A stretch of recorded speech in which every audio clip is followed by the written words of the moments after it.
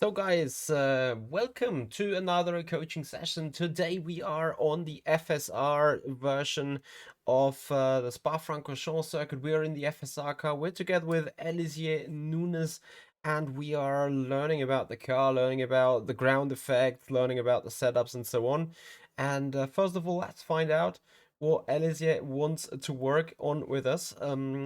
So what is the area that you are wanting to specifically work on? Whether we want to start with, I don't know, about the car, about the track, driving, the setup, like feel free to put your questions. Okay, Mitch.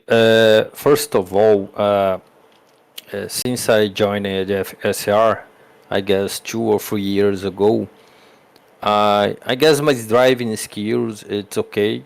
I guess I'm not good enough to maybe win for champions. Or how can I say, win championships? Okay, but in later years, I could manage to be a second behind guys like you and the word people in word category. So, but this year I'm 2 seconds behind. I don't know why. Mhm. I'm still thinking it's a hardware issue because I use VR. Mhm. But this car now I like to drive this car.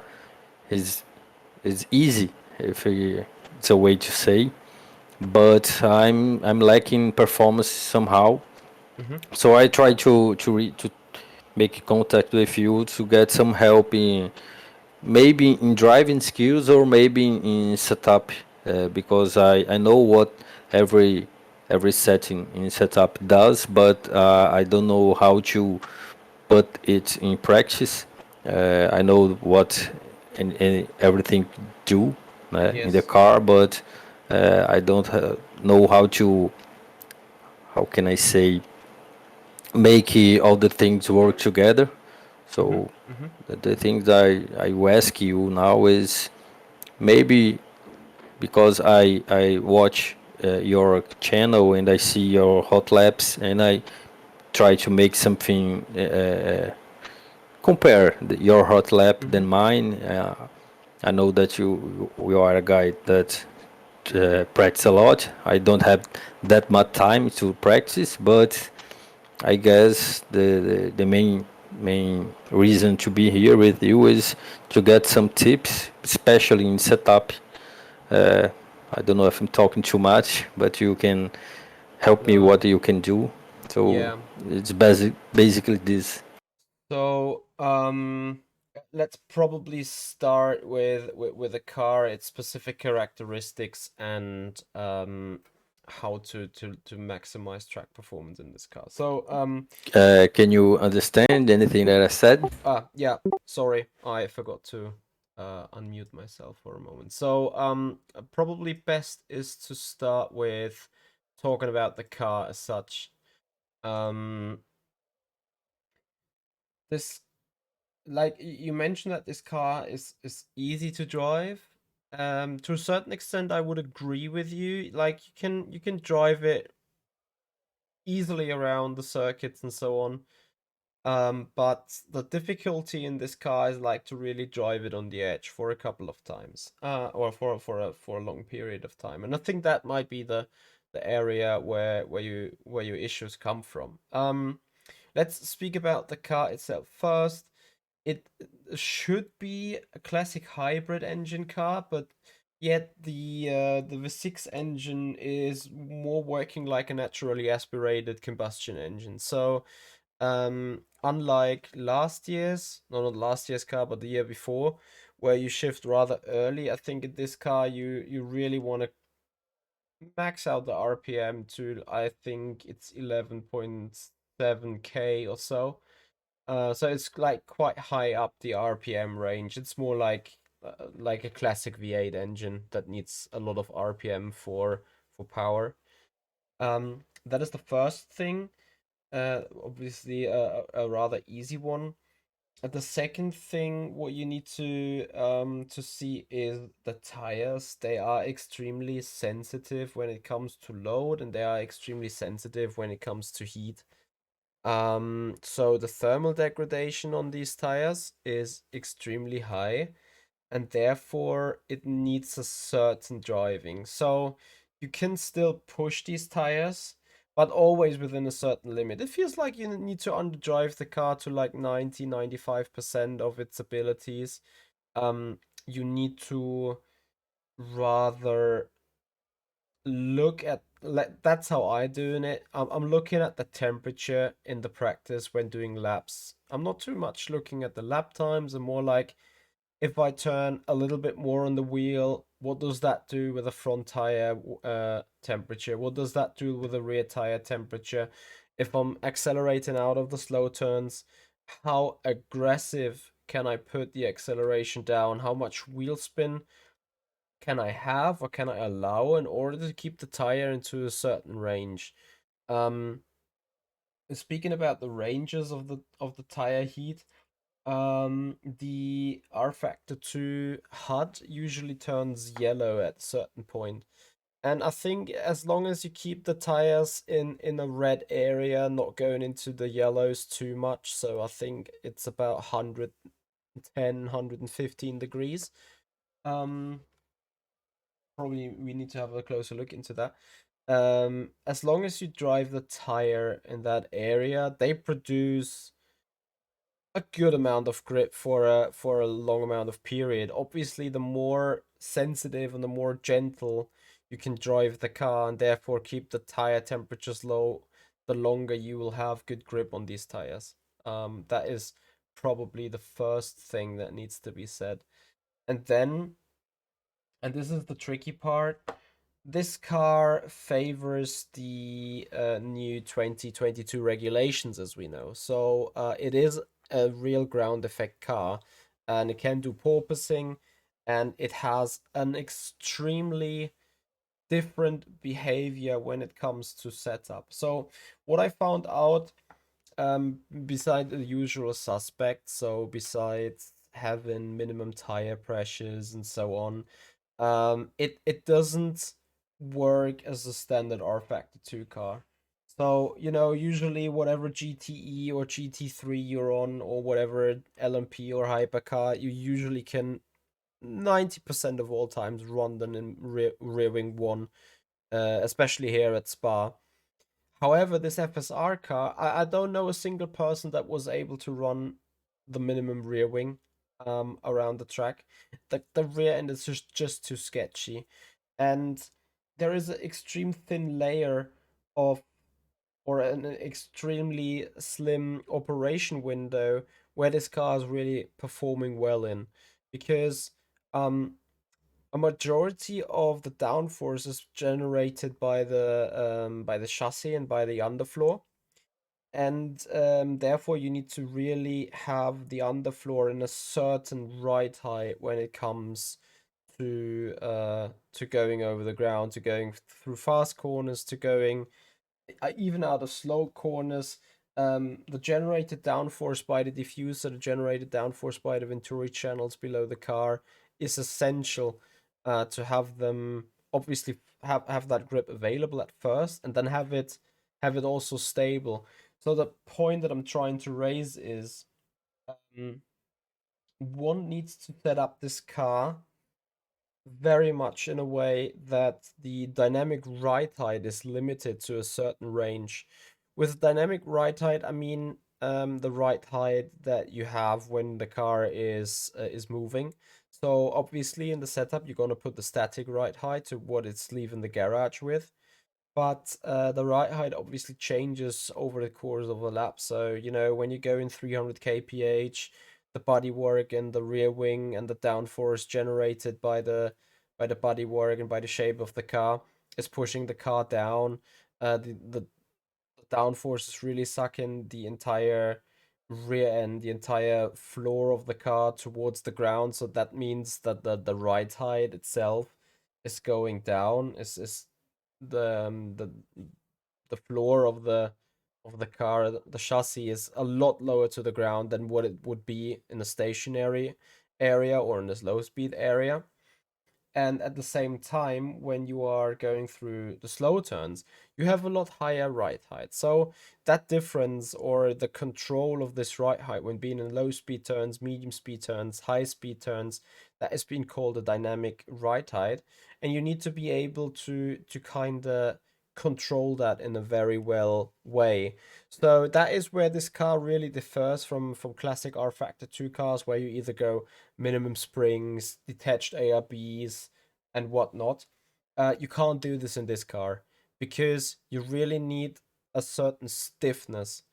So Mercedes has struggled last year with their car bouncing around, and they had to stiffen their springs so much in order to prevent the chassis from being sucked to the ground, and that caused them to have major instability issues and some other small problems, as you may remember.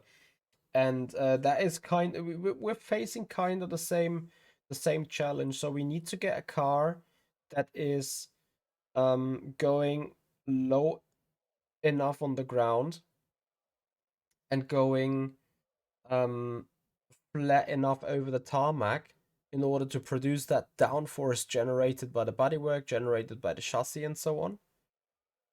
And at the same time, we still need that clearance, that ground clearance, to go over bumps, to go over higher curbs, which we have a lot here in Spa, funny enough. And that is the real challenge. So to achieve this, there is a couple of possibilities. So I've already mentioned quite stiff springs, especially for the faster turns. You want to have stiffer anti-roll bars than usual.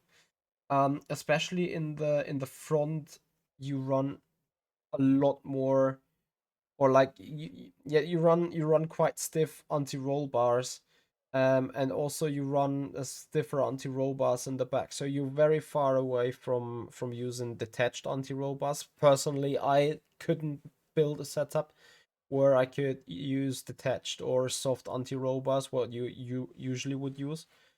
Um, because you need to have that roll stiffness in order to be able to rotate the car in the corners. So you need to have the downforce, once obviously generated by the floor.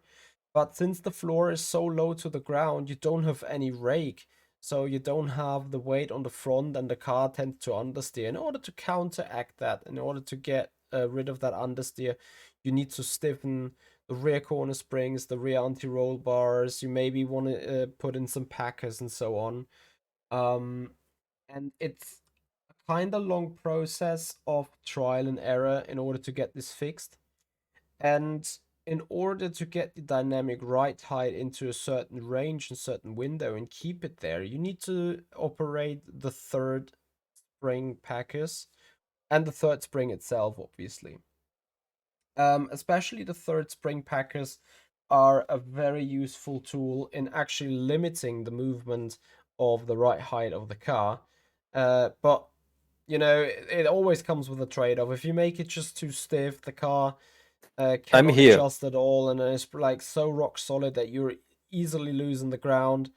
If it's too soft, or Can you if hear there is me? too much compression, then your diffuser can easily stall and you just spin out when being in an acceleration zone or going over a bump. Um, and last but not least, you have the third spring, which is still a spring, Hello. but you run it like really, really stiff, because the more stiff you are, obviously, the more like a packer you are using it. Um, and that means a stiff third spring and a lot of packers in the third spring settings will mean that the dynamic ride height comes very close to what you put into the setup menu at the same time. So I think that is the main uh overall view. Yes, I'm here. Don't you hear me anymore? Is I'm talking to you.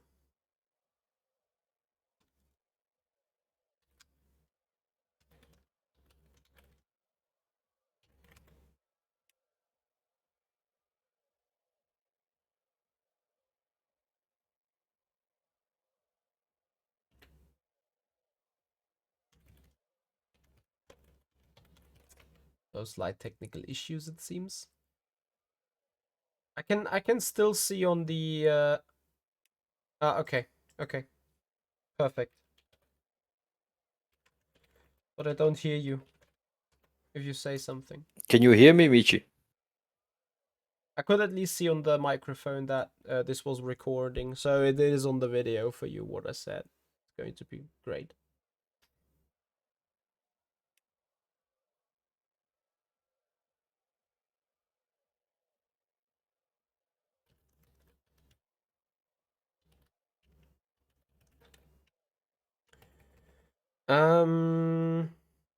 Yeah, what else to say Hello, about this hello. car? Yeah, it is difficult to drive in the way that it easily can make you spin when you I am go over the pressing the button bumps, right now. when you go over too high curbs. Anti-cuts will make it horrendously. And the latest updates also make the tire a lot less performant. So traction Hello, hello, is hello. a tricky one now. So you really need to have a feeling in the right foot for sure, and also on the brakes, obviously, as they've increased the sensitivity of load towards load with the car.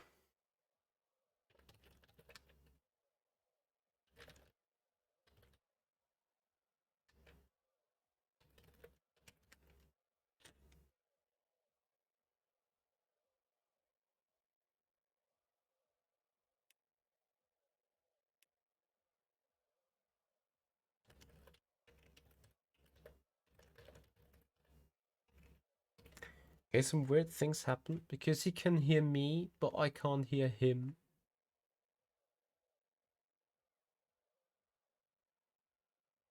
I was a bit confused because he was so silent, but then I thought he was just a very good student listening to what I say. Hello, hello. Can you hear me?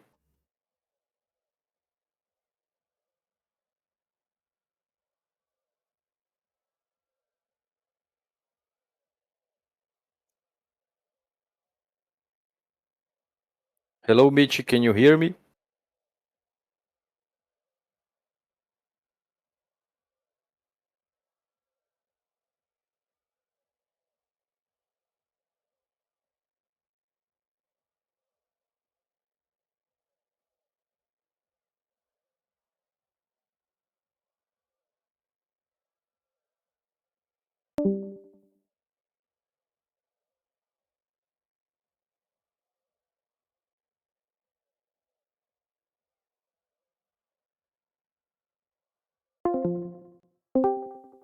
Can you hear me now? Can you hear me, Michi? Ah, I don't hear you indeed. But why though? Can you say something again? Yes, I'm Ah, hearing you. okay. Perfect. Now it seems fixed the issue. Yes. Yeah, whatever that was. Because I I did hear every sound, but I couldn't hear like the when you were saying something, nothing came over the radio. No, I was just silent because I configured your Discord obliged me to use push to talk, Ah, and yes, yes. you were talking and I was just hearing, Mm-hmm. and I hear until you talk about the first spring, the third spring, The third and spring, yes. Packers. I was hearing you all along, and then I got a connection lost in the server, but I reconnected. And I Mm-hmm. was hearing you all the time. Perfect. I don't know where you stopped, but I was hearing when you were talking. You were talking about the third spring in Packers, that Yes. I have to correct the dynamic height with the Packers. I was hearing you. Yeah, okay, perfect. Yeah, then you got literally everything that I said. You got any more questions towards that? Like, yeah, we can discuss that, of course. Bici, about the all you talk is very useful information. I knew that the secret of this car is to run lower than you can go, né? As you said, the maybe the secret of this car is the high ride height, and you talk something I was not aware that maybe we can use more front arb to maybe correct some grip issues. And I guess a year ago, 2 years ago, I started to follow you, and I talked to you in Discord in the private chat, and I remember that you advised me to make the car with suspension as soft as we can go, and try to correct the bottom with the Packers. And I want to ask if this advice is useful in this car.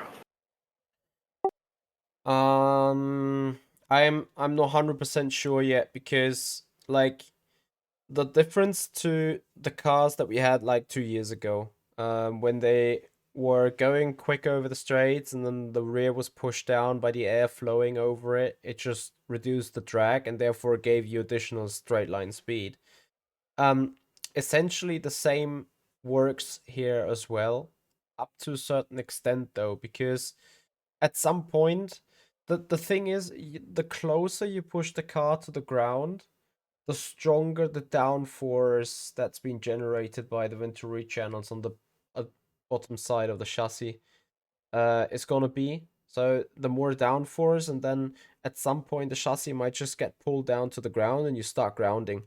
And that's obviously not what you want to have. As soon as you start grounding with this car, better say that is the moment when the porpoising starts then.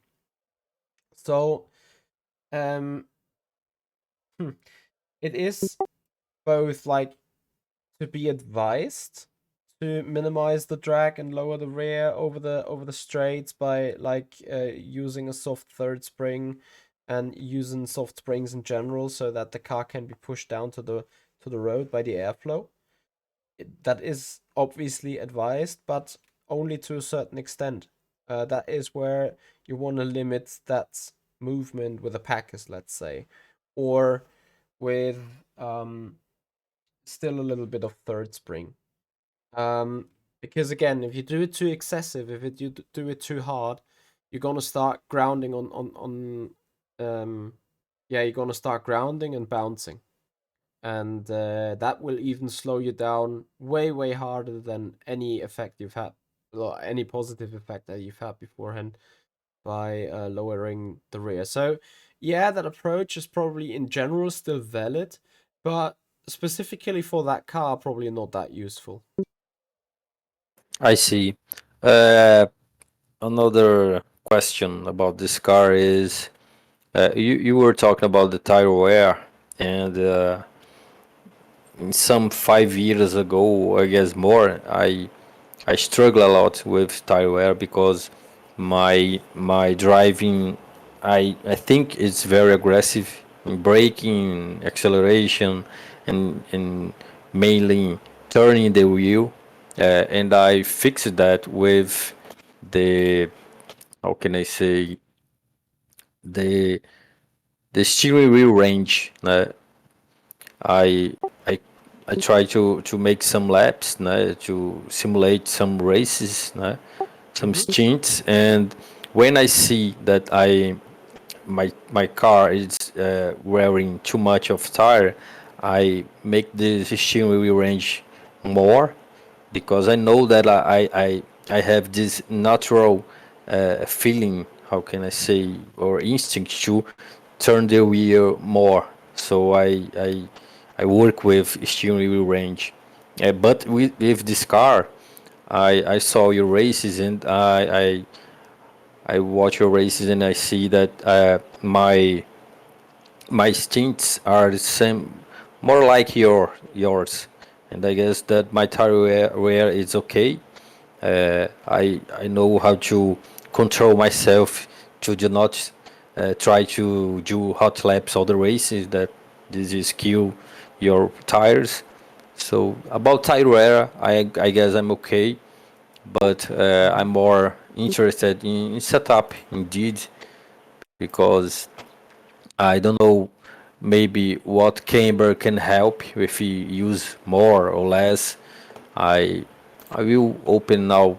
Uh, I will actually send you the the setup a race at Spa to see if you can give me some tips about what I can do more or less in the setup. If you can do this, obviously. Yeah, I can. I will just not share it on the screen here. So I will share the screen directly to you, but hide it in the video. Feel free to send me the setup and I share the screen then.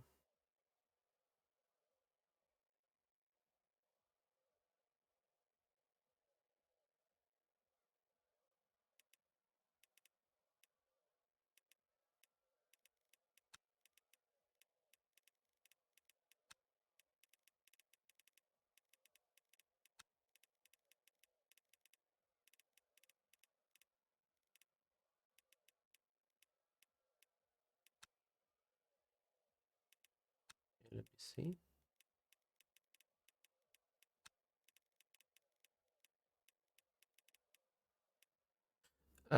Yeah, you can watch the streaming here in the testing room too. Do you see the screen?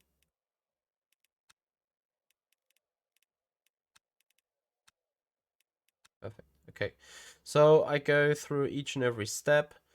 On the differential side, not much that you can do. If you are suffering a little bit from rotation, you can go a few clicks down with the power, because that will, especially on the exits of the turn, help you with rotation and having more feel for the rear.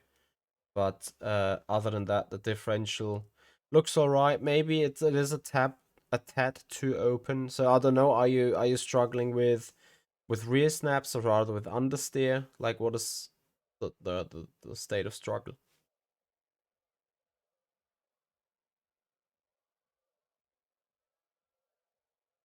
Okay, so in this differential, the power setting is quite stiff.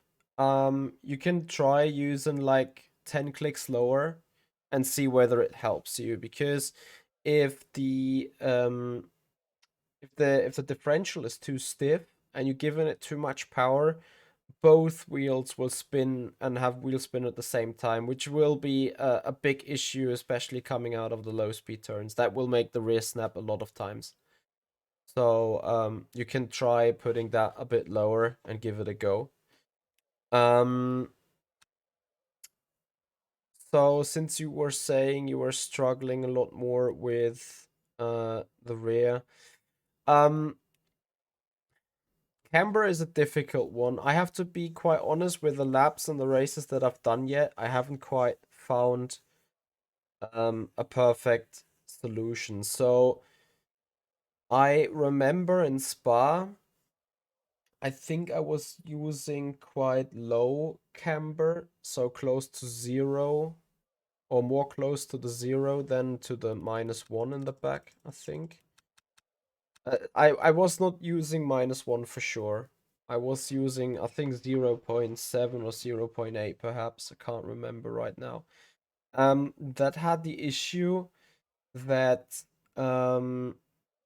in Puhon or in the fast turns, the outer part of the tire was like extremely hot. The car really rolled over to the outside and was using the outer part of the tire. But since this only happened in Puhon, um, the tire itself too hasn't been too stressed about it, and the lower camber actually gave me more contact patch though for acceleration out of the low speed turns. So you could try going a bit up with the camber more towards the zero. Kind of the same thing at the front. I think I ran a few clicks lower on the camber there as well, because I felt like the tire is not maximizing the contact patch with that steep angle of camber. So that would be an advice in this area. Suspension wise, uh, this looks extremely close to what I was running. So no really updates here. You can use a few lower clicks here, maybe, if you need it. But I think that was in the area where I was using, that was identical to what I was using. And I'm not quite sure on this one. I think it is. I think I used this, but I'm not 100% sure. It's too far away. About the third spring, I see that you are working with the tools we actually need. For the rear packers, I would try using this value. Let's see if it helps you. It could also, you're running the kind of the same philosophy, yet a little different. Um, just need to see whether it works. It is, this car is a proper try hard car, so we need to probably do like a proper F1 test where we do races, where we do testings, where we do a lot of different long runs with different settings and really find out what the car likes and what it dislikes. Problem, obviously, yes.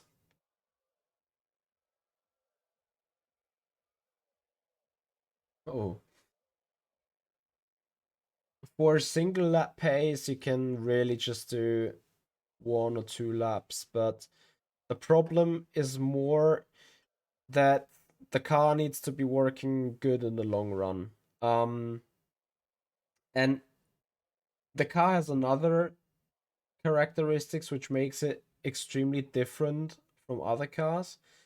So usually if you set up the car good for the race, you can just usually take out the fuel and maybe crank up the front wing by a click, and then you have a perfect qualifying setup already, more or less. Like 99% perfect.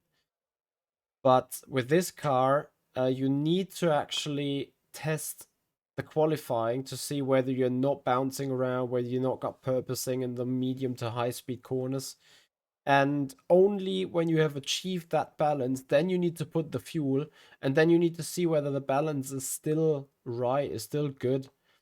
And if not, then you need to work around on the high fuel. So you start working on the high fuel, getting the car into the balance that you need.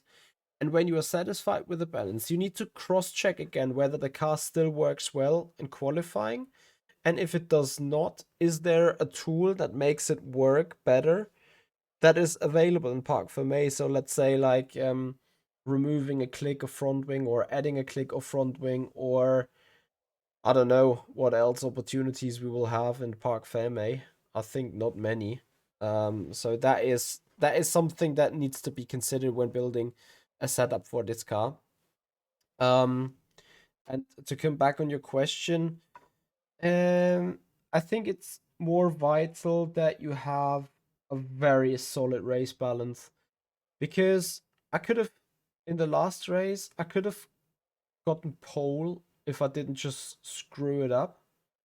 But in the race, then I used more tires than Mark Schlüter, I think. And on the medium, I could kind of counter steer it, but on the soft, his car was significantly faster than mine. So on that question, I really advise you to do a lot of testing, test the tires. What can you do with the tires? Is there a different balance on the soft compared to the medium? Can I counter steer that with a click of front wing more or less between the pit stops? Um, I mean, we're speaking about detailed work or detail working already at this stage, but I think that is really what we're looking at when it comes down to working on that car. Um, yes. So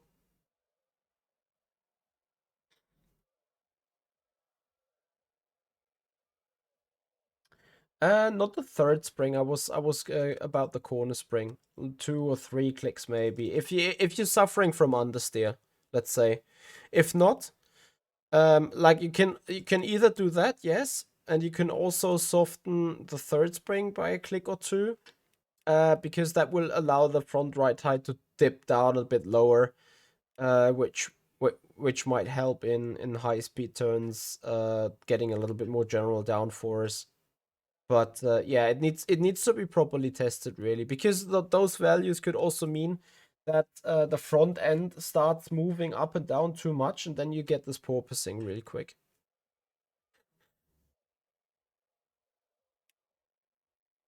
Yes.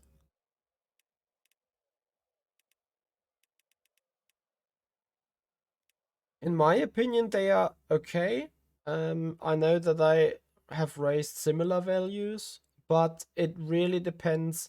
Like, you know, you could put the ARB like this and the spring rate like that, or you could also do it the other way around, like doing it this way and doing it that way.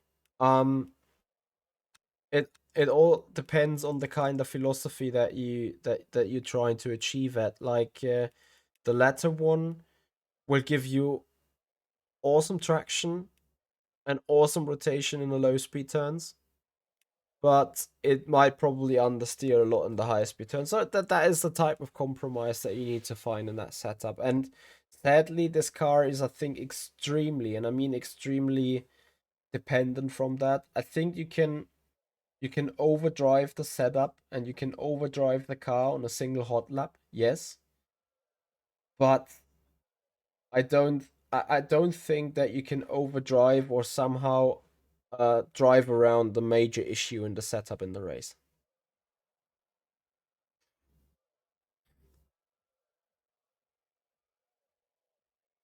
Yes,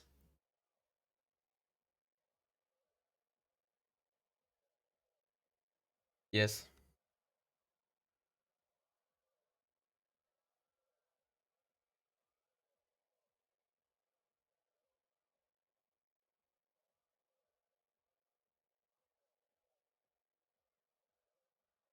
yes,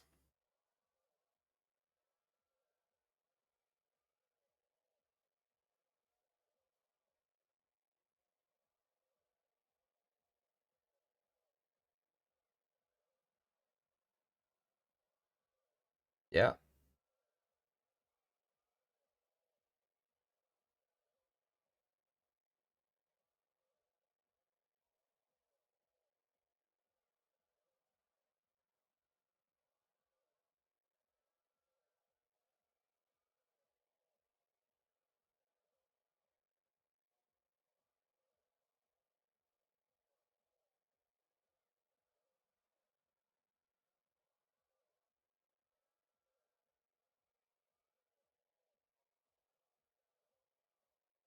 yeah.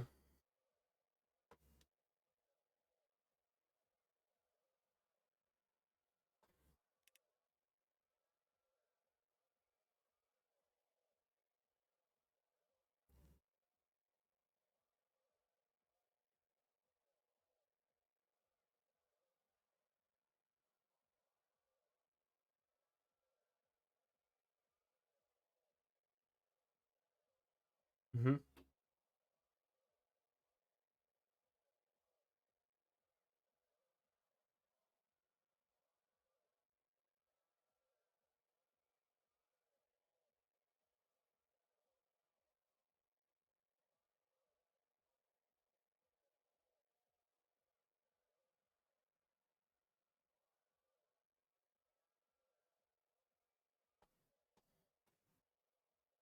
Yeah.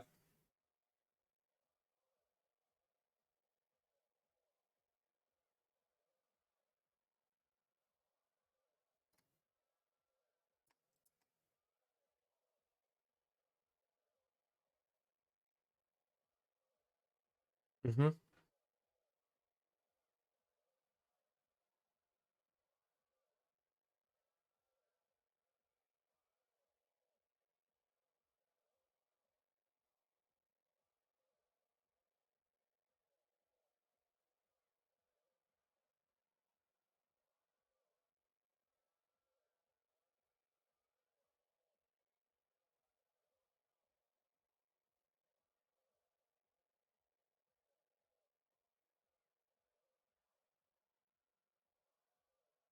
Yeah.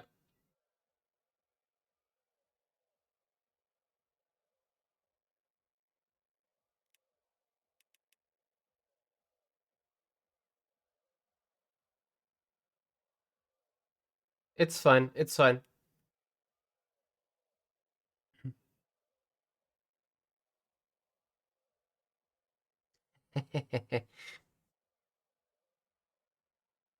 Yeah.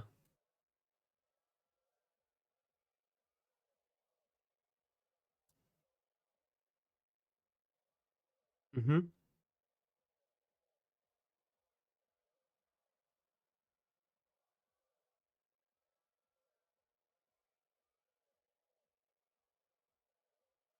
Yeah.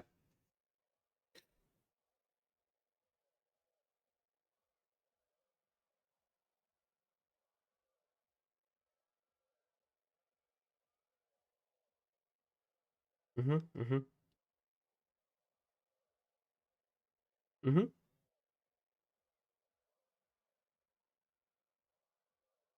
Yes, I get you. Yeah. Yeah.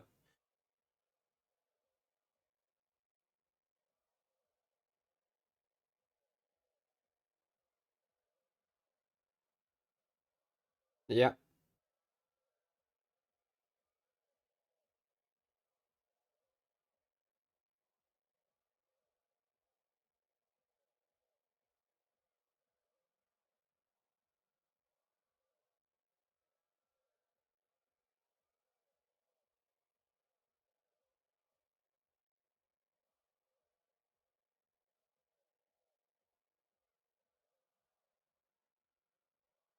Yes. Yes. And that's okay. And that's why we're here. So, um, to come back on the cars, yes, the Formula Pro car is a beast from even when you are cruising with it.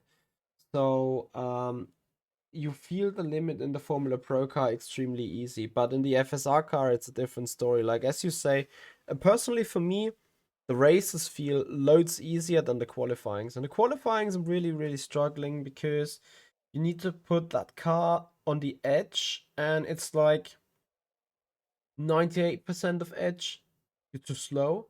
99% of edge, you're almost there. 99.5 of the edge, that's perfect, but 99.6 on the edge, and you can straight away die. Yet alone speaking about pushing 100% and just like throw it in. Um, so there is an extremely slim operation window when it comes to the qualifying. Um, but I believe a good race setup that is just like semi good in the qualifying is much more valuable anyway, because um the race setup will make you faster over the distance, and in every stint, if you are treating the tire smart, you will easily outpace the people that might have beaten you in the qualifying.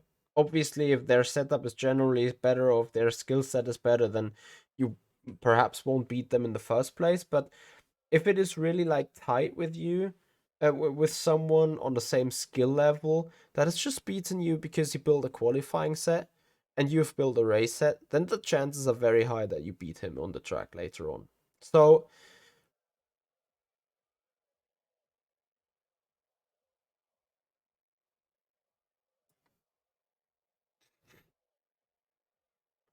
mhm,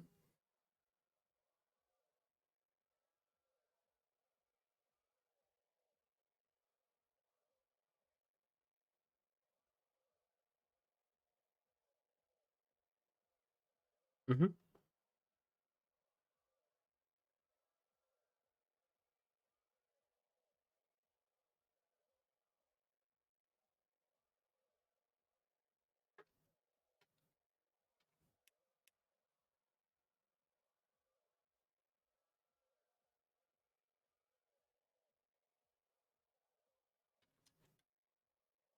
Mhm, mhm.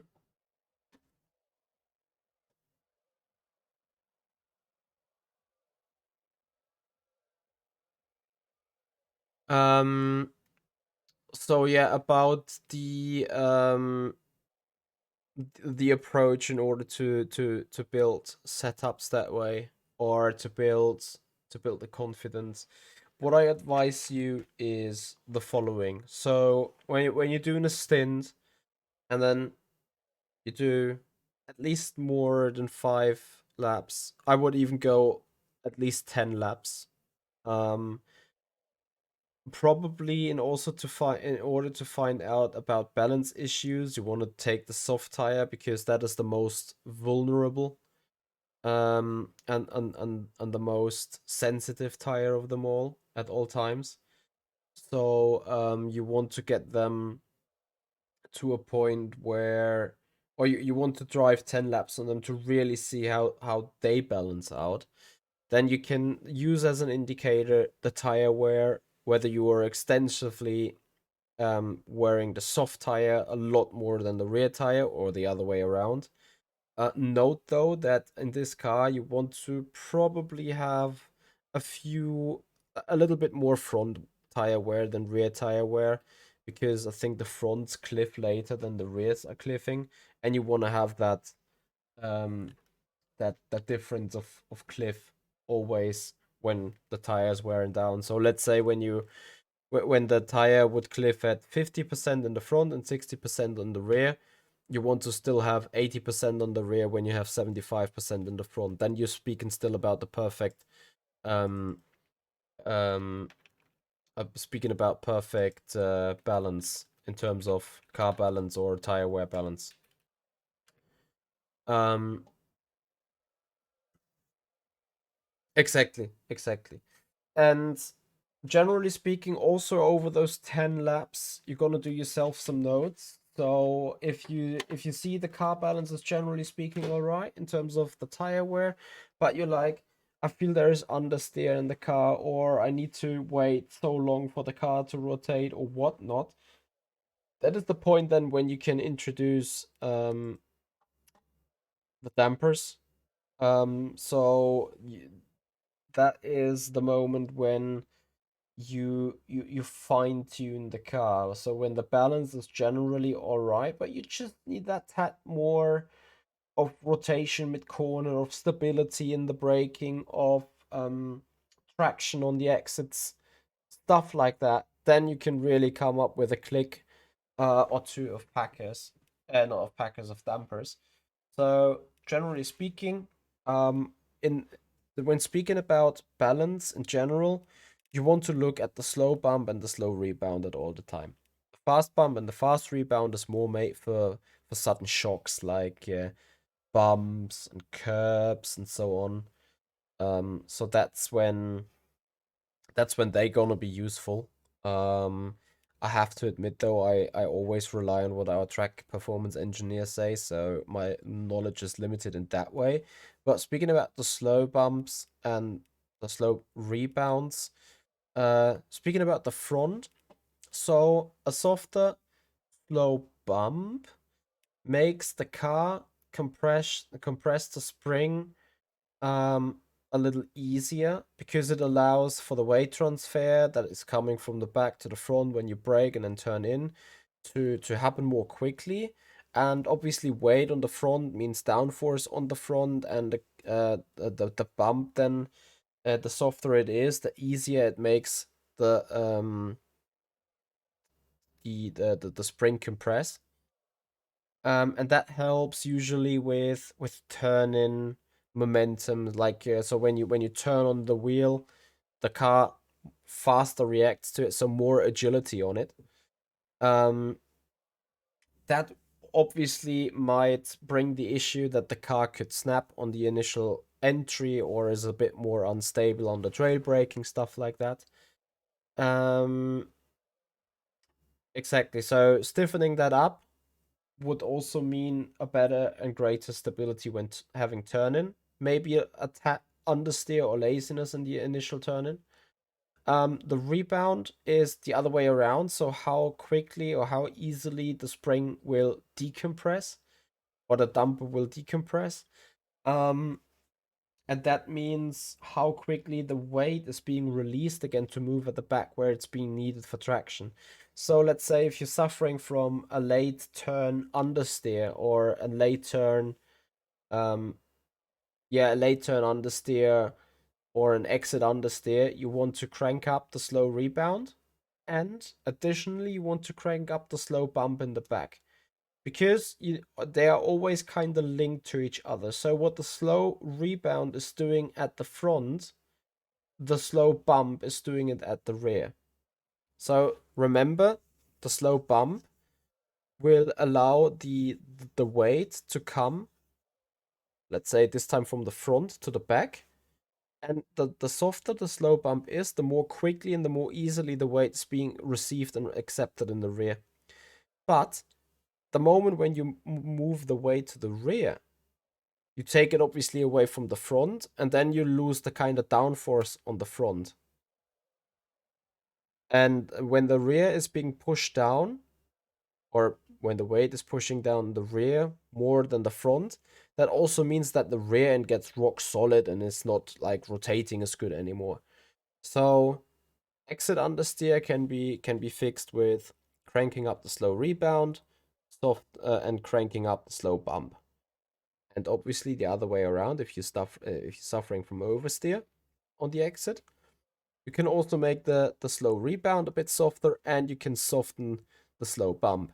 Especially the slow bump will help you with traction when going out of slow turns. So let's say in Spa, turn 1 and last turn, those corner exits really benefit from a slow bump and a slow rebound that allows the weight to go back.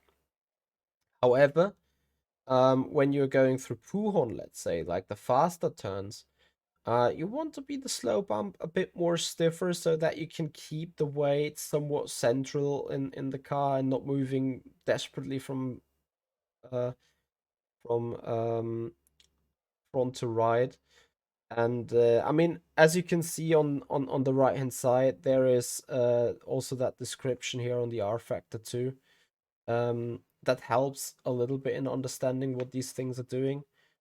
Here it says the stiffness of your car's damper that slows down the suspension spring movements. Typically, the higher the number, the more the damper will resist the spring's movement and slow it down. That is also a way to fix the porpoising, of course, because remember the porpoising, the car goes up and down really quick, and that means compression, decompression, compression, decompression, and the harder you slow that down, the more you make the car resisting that porpoising as well. So I think dampers is a stronger tool on this car than it is on other cars, let's say.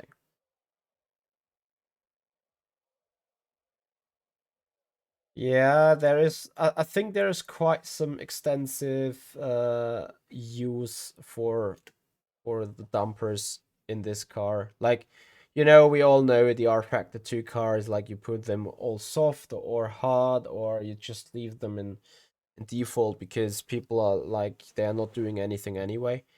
But I think for this car, they do quite a lot.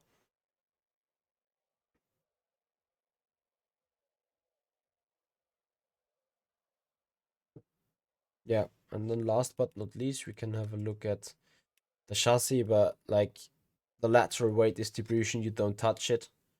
Steering lock, you put it to your personal preference. Caster angle, people just usually crank it up to stiffen the uh, FFB. I'm not 100% sure what it does physics wise. And the Ackermann geometry, yeah, I do not even know what exactly that is doing. Um,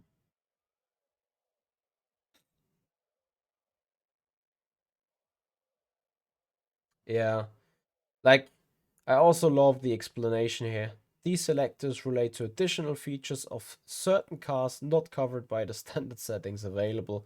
Which of these can be changed and what effect they have depends entirely on the make and model of your car. It's like you can also erase the text because it says nothing without by saying anything. It's so funny. But yeah, that is I think that is it about setup really.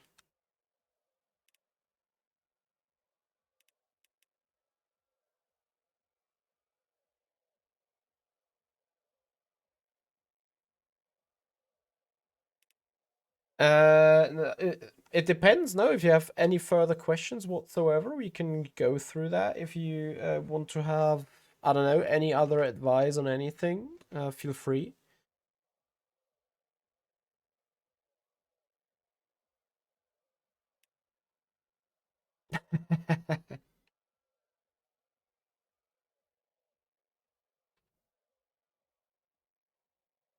Yes, yes. I will send this video obviously to you, so you can rewatch. Apart from the setup part that I obviously have cut out for the public because setups usually are.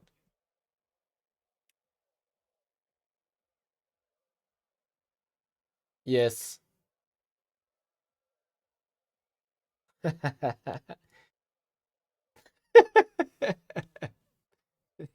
Yep.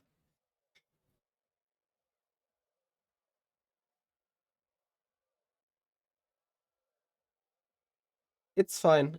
It's perfect. It's good.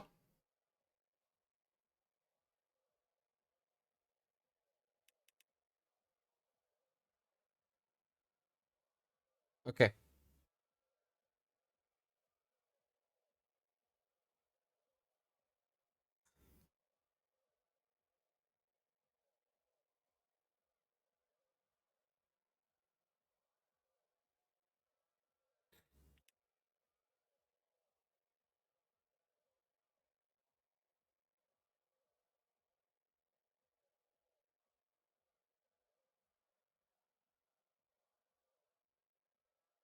Sure.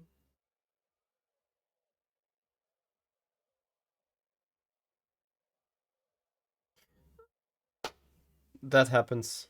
That is why, like, as a service provider, you sometimes I'm the issue, sometimes the customer can have delays or can have like circumstances that disallow for the appointment. So it happens. It happens. My hmm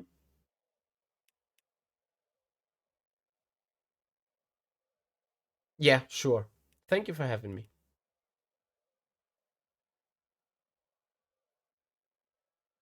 No worries. No worries. See you. Bye bye.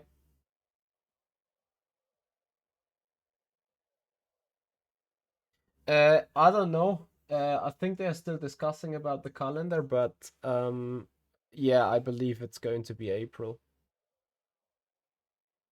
Yeah, exactly. Goodbye. Bye bye.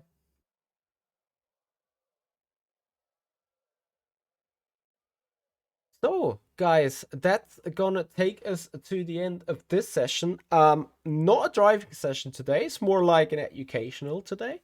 But I hope that you have also been able to take something away from that session. Of course, guys, please have some understanding that we're not showing the setups of my customer here unless they specifically agree. And also, this is FSR. People are practicing for their own and they want to make the difference with the setups. So we just cannot sit here and like spoil everything. So please have some understanding. But if you have any questions whatsoever on the things that have been said, if you have any feedbacks for me, put them down in the comment area below. If you want to add something for Elizier, please do so. Put it also down in the comments area below. He will appreciate. And I will appreciate a like on the video and your subscription if you enjoyed this. And of course, your feedback or anything you want to mention. Looking happily forwards towards that, guys. Thank you for your time. See you.